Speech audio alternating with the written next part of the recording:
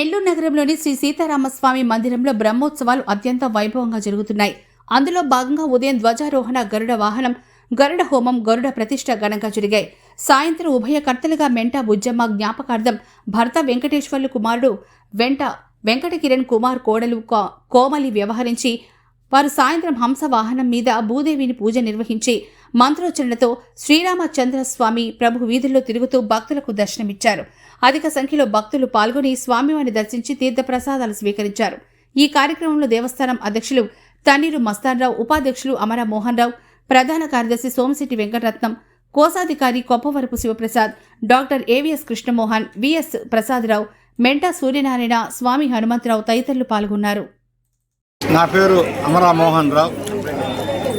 బాలాజీ నగర్లోని శ్రీ సీతారామ స్వామి మందిరంలో వేడుకలు, స్వామివారి యొక్క వేడుకలు ఘనంగా జరుగుతున్నాయి. ఆ వేడుకల్లో భాగంగా ఈరోజు ఉదయాన ధ్వజారోహణ, గరుడ వాహనం, మరి గరుడ హోమం, గరుడ ప్రతిష్ఠ మొదల కార్యక్రమాలన్నీ ఉదయం జరిగాయి. ఈరోజు ఇప్పటి ఉదయం వరకు ఆంజనేయ స్వామి ఆధీనంలో దేవస్థానం అంతా కూడా ఉన్నది.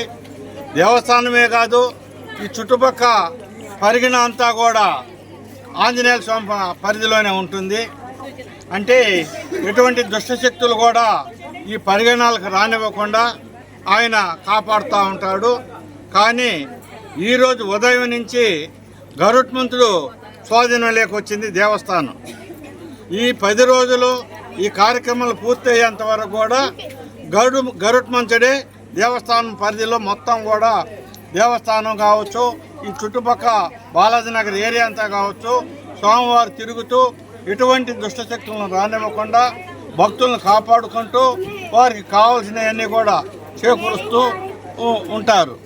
కానీ మధ్యాహ్నం నుంచి ఈరోజు సాయంకాలం ఇక హంసవాహనం మీద మన శ్రీరామచంద్ర ప్రభు పురవీధుల్లో తిరుగుతారు. ఇప్పుడు స్టార్ట్ అయింది ఆ పురవీధుల్లో తిరిగేదానికి కూడా స్వామి. దానికి ఉభయకర్తలుగా మెంటా బుజ్జమ్మ జ్ఞాపకార్థం భర్త వెంకటేశ్వర్లు, కుమారులు మెంటా వెంకట కిరణ్ కుమార్, కోడలు కోమలి మరియు మనముడు మనవరాళ్ళు వీళ్ళందరూ కూడా ఉభయకర్తలుగా వ్యవహరిస్తూ ఈ కార్యక్రమాన్ని మొదలుపెట్టాం. అందరూ కూడా భక్తులందరూ కూడా వెంటనే వచ్చి స్వామివారిని పురవీధుల్లో తిరుగుతుంటాడు కాబట్టి దర్శనం చేసుకొని స్వామివారి యొక్క అనుగ్రహకు పాత్రలు అవ్వాలని కోరుకుంటున్నాం. జై శ్రీరామ్.